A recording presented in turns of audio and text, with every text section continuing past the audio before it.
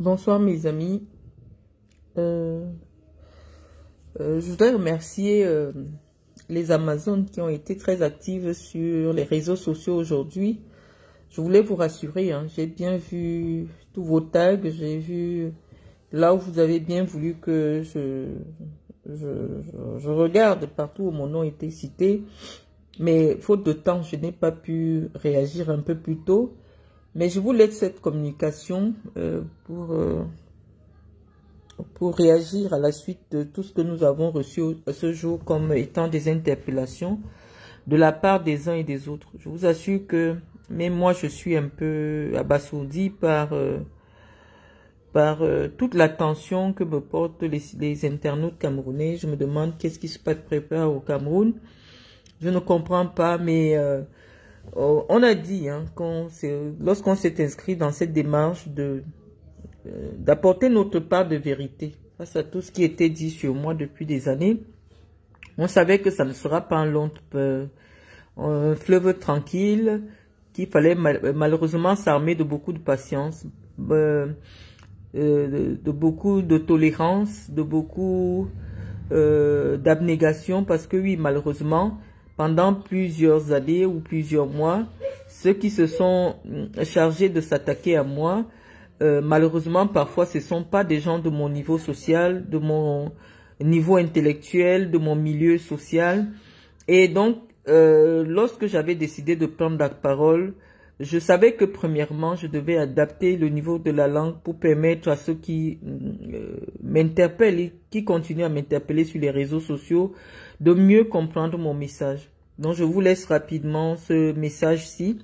Vous viendrez l'écouter plus tard. J'aimerais demander aux milliers de Camerounais qui réagissent sous des publications qui me concernent que premièrement, je ne vous ai jamais invité sur mes plateformes Facebook pour vous harceler de mes messages. Je vous dis simplement que vous n'aviez pas le niveau de développement nécessaire pour qu'on vous accorde les réseaux sociaux. Malheureusement, on est obligé de constater votre niveau de développement à partir des réseaux sociaux en fait. C'est-à-dire que un réseau social, notamment Facebook, dans sa construction, a été créé pour permettre à un individu de constituer un réseau de personnes qu'il connaît. Et donc ces personnes qu'il connaît, avec eux, il interagit. Et donc, lorsque moi je prends la parole sur mon mur, j'ai l'impression que je m'adresse à Marisette avec qui je parle inbox, à Ben avec qui je parle inbox, parce que c'est des gens que j'ai validés sur mon mur et donc forcément je peux utiliser un ton familier ou alors du moins je peux évoquer sans gêne certains sujets.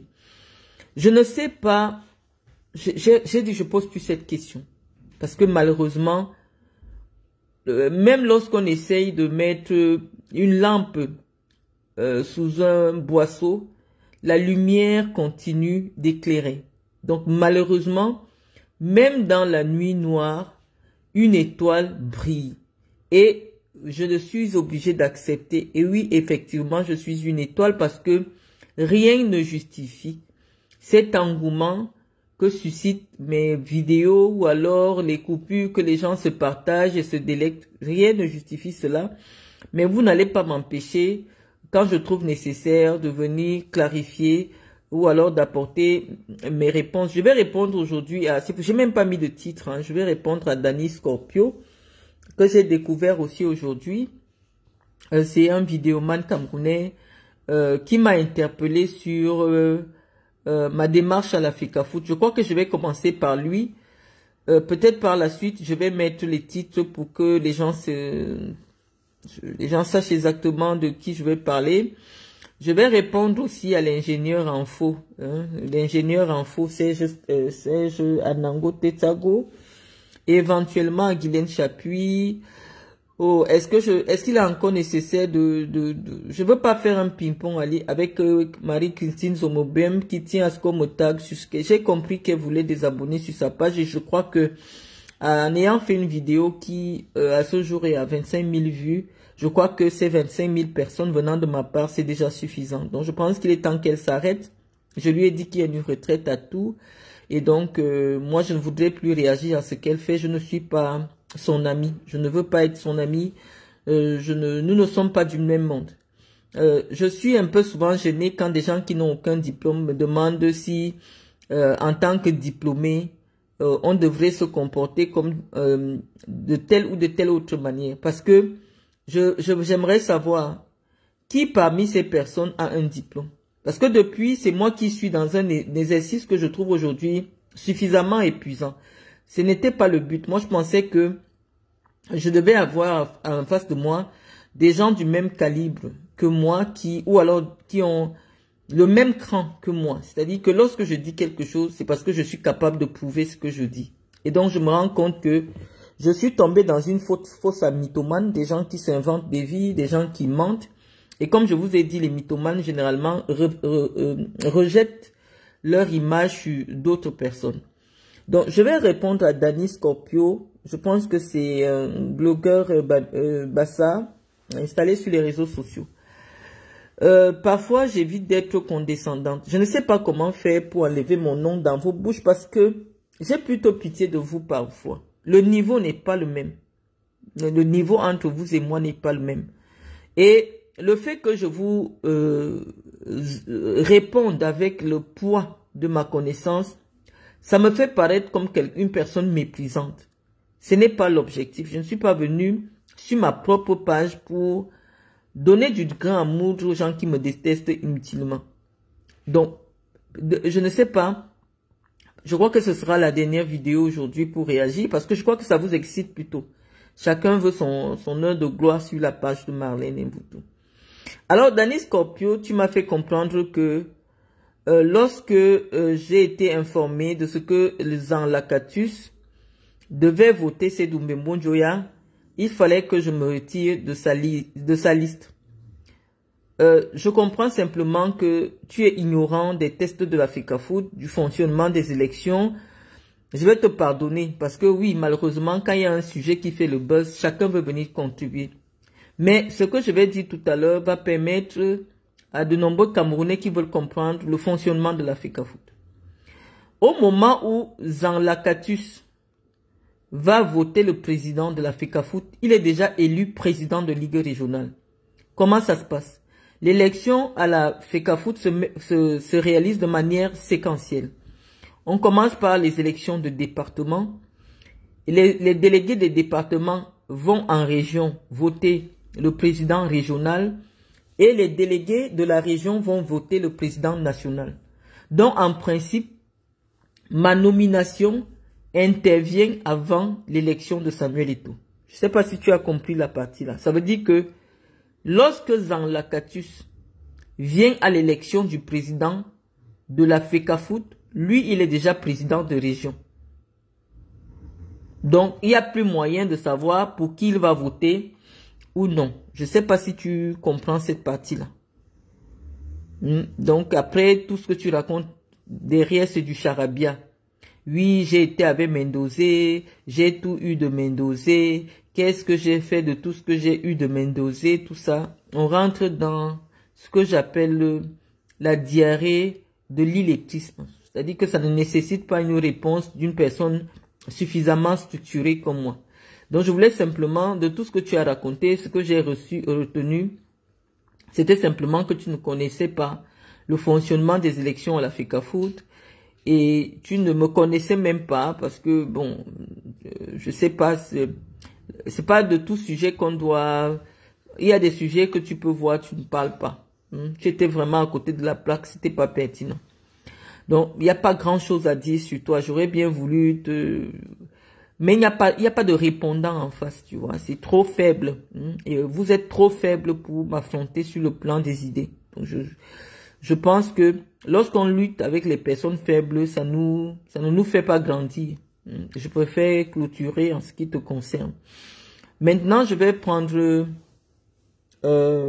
l'ingénieur en faux. Je préfère l'appeler comme ça parce que depuis pratiquement 7 ans, j'ai déjà utilisé tous les subterfuges pour pousser ce monsieur à prouver une seule chose de tout ce qu'il raconte sur Facebook, sur sa vie et sur d'autres personnes. Mais j'ai bien compris que j'ai affaire à un mythomane malade. Parce qu'on peut être mythomane, mais sans être psychologiquement atteint. Je vais rappeler ici, lorsque je découvre Serge Andango sur les réseaux sociaux, c'était à la suite d'une intervention dans un média social aussi, qui avait sollicité mon intervention. Je pense. Fait très rare parce que je vais rarement j'accepte rarement d'accorder des interviews à des internautes, à des gens qui tiennent des blogs. Donc je suis intervenu dans ce direct et je crois il a invité ce gars qui se faisait passer pour un ingénieur. Je lui ai demandé ses références. Parce que au moment de la discussion, j'avais senti beaucoup de faiblesse intellectuelle. Et ça me paraissait très surprenant parce que je me dis, même si on vient du Cameroun, lorsqu'une personne a pu valider 5 années d'études dans une école aussi prestigieuse que Polytech, on devrait sentir quand même de la consistance intellectuelle. Et c'était vraiment difficile pour moi parce que très vite il a versé dans les jures et je me suis retiré. Et j'ai simplement dit, ce monsieur, même si on me dit quoi, il n'a pas terminé son cursus académique. Parce qu'il manque, premièrement, il manque de culture. Et deuxièmement, il est trop grandiloquent. C'est-à-dire que il mitonne beaucoup, il manque beaucoup, même sur les choses les plus essentielles. Et ça me dérangeait. Et donc, aujourd'hui, moi, je suis sur ma page avec des débats qui forcément ne le concernent pas. Moi, je me victimise jamais. Surtout que je sais rendre les coups que je reçois. Donc, je suis jamais dans la victimisation. Donc, après avoir publié, j'étais en train de parler avec Serge Tamba. Je ne m'adressais pas à lui. Je disais à Serge Tamba qui a pondu une communication sur sa page où il mettait en doute mon baccalauréat ou du moins mon parcours. Je lui ai dit malheureusement, des personnalités comme moi ayant fait des grandes écoles au Cameroun et en Occident, nous avons la possibilité très rapidement de faire vérifier nos diplômes. C'est ainsi que j'ai publié les attestations que j'ai reçues de Lénique Narik. S'il te plaît. J'ai publié les attestations que j'ai reçues de Lénique Narik et voilà. Donc, je suis surprise quand on m'envoie une communication de lui, une communication où il prétend que en principe j'aurais obtenu une licence en 2017 et j'aurais eu un master en 2005. C'est pas cohérent, donc ça signifie que j'ai fait le faux. Or, j'ai barré les dates. J'ai eu une licence en 2003, j'ai eu un master en 2005. J'ai fait attester tous mes diplômes et il dit qu'en réalité, mes attestations ont été fabriquées par moi. Venez me donner le téléphone. Donc, pour laisser cela en direct, j'ai ouvert le mail. Ouvre un peu. J'ai ouvert le mail par lequel j'ai reçu l'expertise de tout mon parcours académique. Des diplômes que j'ai obtenus dans d'autres pays que la France. Je pense que j'ai toujours dit ici que j'ai 2 doctorats d'IBA. Et je pense que je vais faire ça avec vous parce que j'ai d'abord publié la vidéo parce que je sais que les gens regardent mieux quand c'est en direct. Donc nous sommes allés sur l'email. Et Lénique Narik, c'est la direction du ministère de l'Éducation nationale français qui atteste, qui fait vérifier tous les diplômes avec lesquels vous voulez circuler sur le territoire français. Ça veut dire que si vous voulez vous inscrire dans une université en France, on va vous demander de contacter ce centre pour qu'il authentifie, il vérifie auprès du Cameroun si vos diplômes sont authentiques. Et dans ce mail que je publie, je vous partage, c'est le mail où je reçois mon attestation. Donc je vais vous le faire en vidéo. Vous allez écouter. Ministère français de l'Éducation nationale, parce que je sais que malheureusement malheureusement au Cameroun, tu fais partie d'un groupe qui pense que tout le monde vit dans le faux ou tout le monde a envie de faire le faux. Alors, nous avons ce message, ce mail de Eninari qui nous invite à ouvrir. Nous vous invitons. Nous allons le lire. Hein. Madame, monsieur, votre dossier 20 12 289 est clôturé. Si vous contestez le résultat de l'expertise, le centre Eninari France pourra voir sa position en cas d'éléments nouveaux que vous pourriez porter à sa connaissance, et ce dans un délai de 2 mois. Merci d'adresser votre message à recours Eninari France, éducationnationale.fr. Attention, seuls les recours transmis à cette adresse électronique pourront être pris en compte. Nous vous invitons à vous connecter sur le lien suivant pour télécharger votre attestation. Donc, je vais vérifier avec les Camerounais si ce message s'ouvre, hein, si c'est un vrai message. Au moins là, si c'est un vrai message avec mes attestations, c'est bien la preuve que je n'ai pas fabriqué ça à Bonamou Sadi. Donc on va cliquer.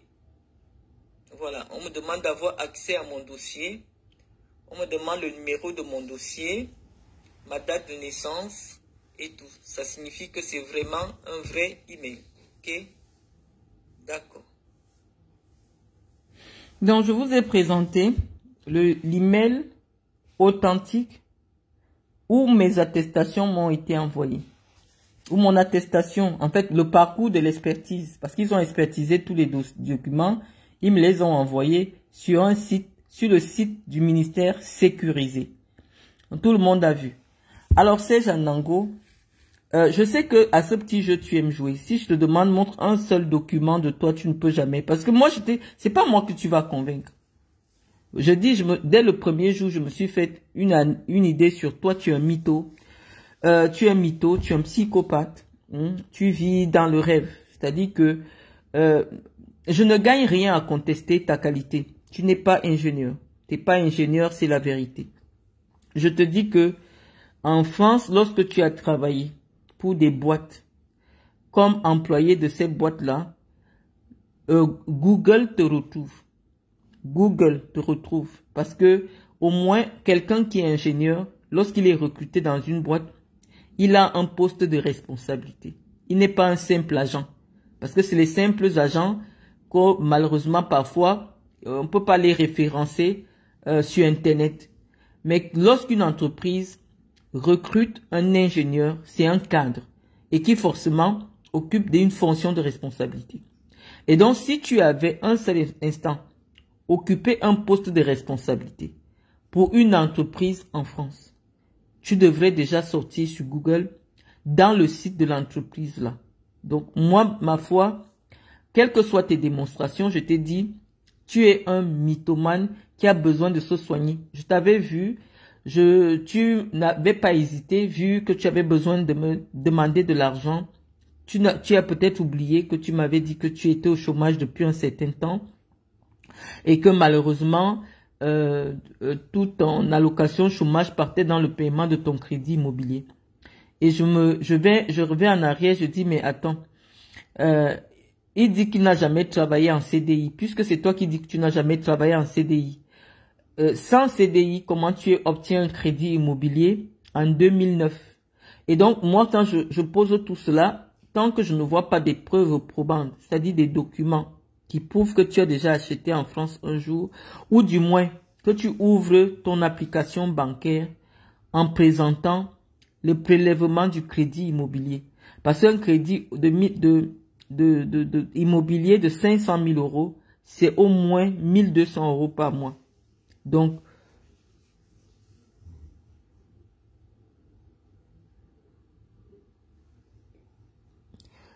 je dis, ne venez pas souvent sur mes commentaires, ces gens-ci. Je ne vous aime pas beaucoup parce que vous êtes stupide et c'est dérangeant.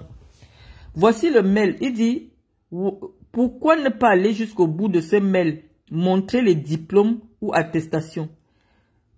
Vous êtes trop stupide et ça me dérange. Je ne sais pas pourquoi vous me poursuivez. Voilà le titre du mail. Alors, Serge Anango, on dit votre attestation. Des attestations de l'Eninari, c'est-à-dire du ministère français de l'Éducation nationale.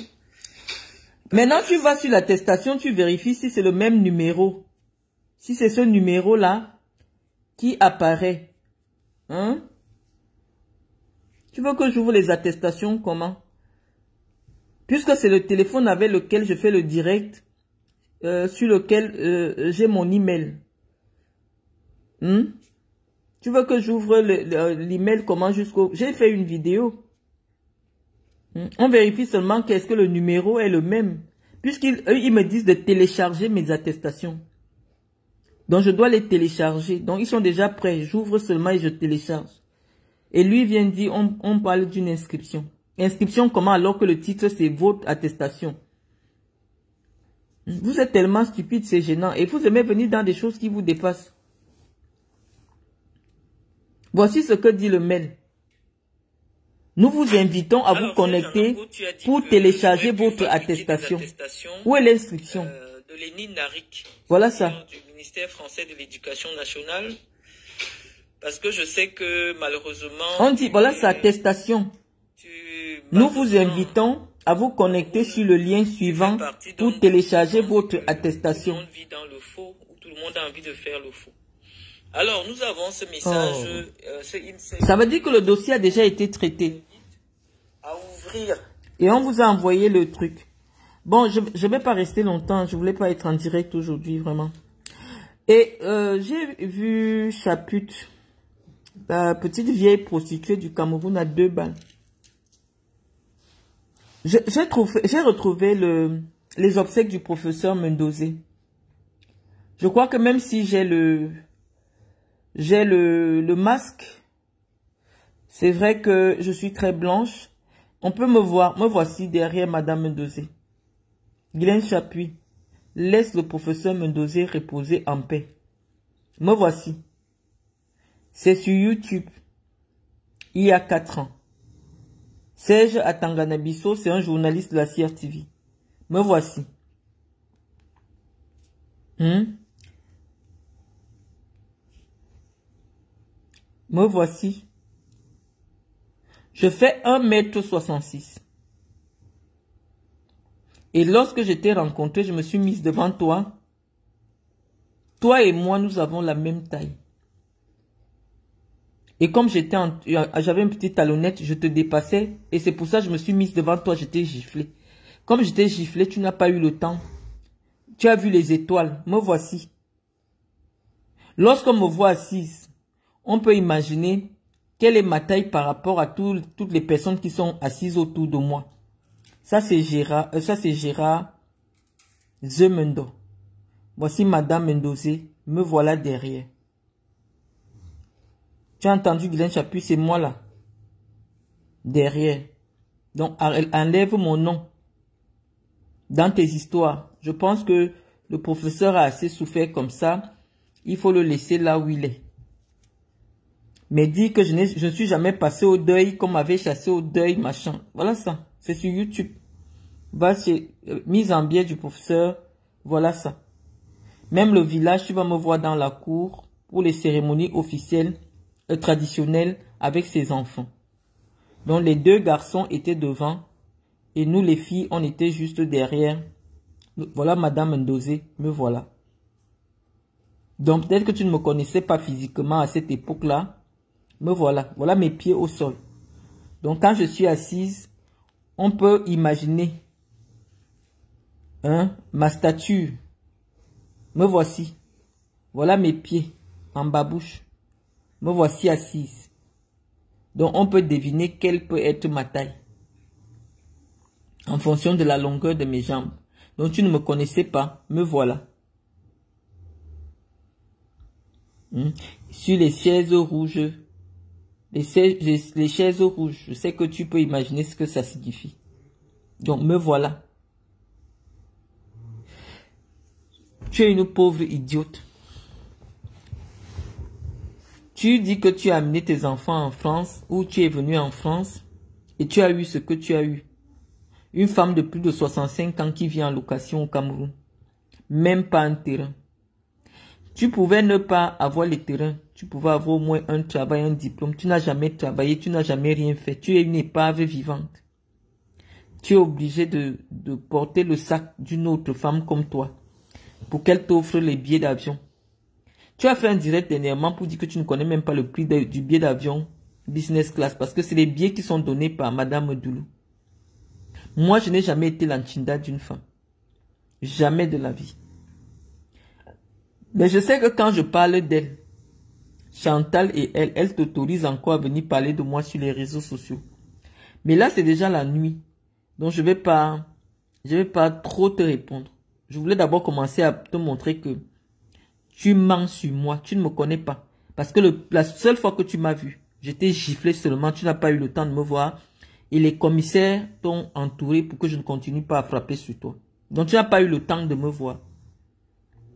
Et je te dis que ma grande sœur ne travaille pas à la PJ. Ma grande sœur travaille à la direction de la carte d'identité. Donc, elle ne travaille pas à la PJ pour dire que je suis allé te porter plainte là où ma... Est-ce que j'ai besoin de ça? Je voulais seulement te faire venir dans un endroit pour te frapper. J'avais pas besoin de... Quand tu parlais sur les réseaux sociaux, mon problème, c'était de te faire venir et de te fouetter. Et tu as vu ce que j'ai fait. Est-ce que j'étais là pour la poursuite de la plainte? Je t'ai frappé et je suis parti. Voilà. Donc, je ne vais pas discuter avec toi pendant longtemps. Tu es une mythomane. Si elle te dit que montre la tombe de ta mère, tu n'as jamais fait une tombe à ta mère. Tu n'es même jamais allé mettre les fleurs. Donc, franchement, arrêtons notre débat. C'est tout ce que j'avais à dire là, tout à l'heure. Je ne vais pas rester longtemps au téléphone. On fera d'autres directs plus intéressants. C'est juste pour apporter ces clarifications, clarifications là. Ok, bonne nuit à vous.